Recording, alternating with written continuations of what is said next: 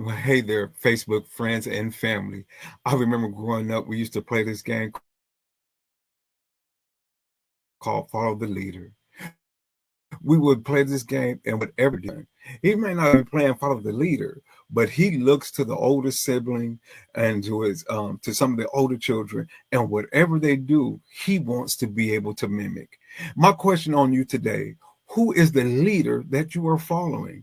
A leader has one responsibility, that is to take someone in a direction that they can accomplish more than they would have ever accomplished without the leader's leadership.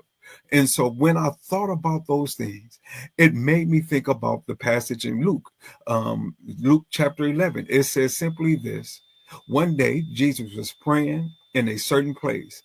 When he finished, one of his disciples said to him, Lord, teach us to pray, just as John taught his disciples. I notice here that the leader here of the bunch is this man by the name of Jesus. Jesus had people that were following, that were disciples, following behind someone that is receiving instructions from someone else. I notice here in this text that these disciples, they have seen other people praying. They seen John and how he taught and trained his people how to pray. And this would have been something that would have been evident even in their day and time, that when they were up under someone's leadership, they would be like an apprentice, and they was there to learn all that they could.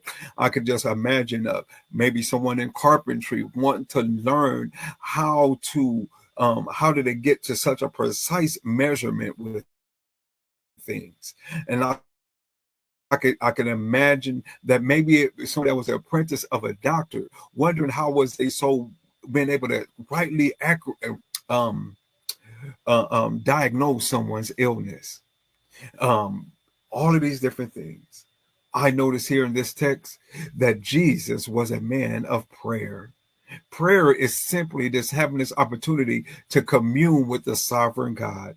It's the opportunity where you can share with God and allow God to be able to share with you.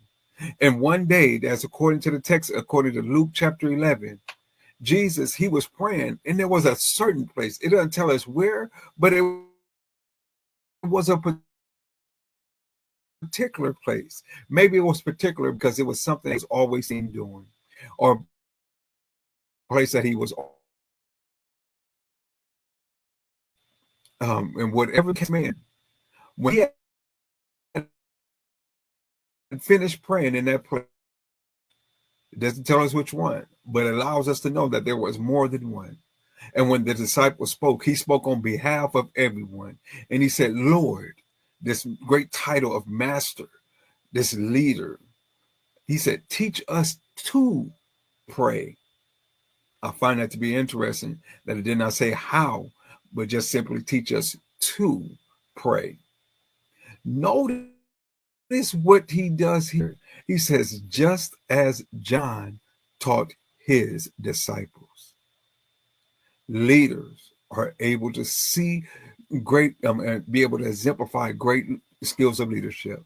And I find it interesting that these disciples, even though they saw what they wanted being duplicated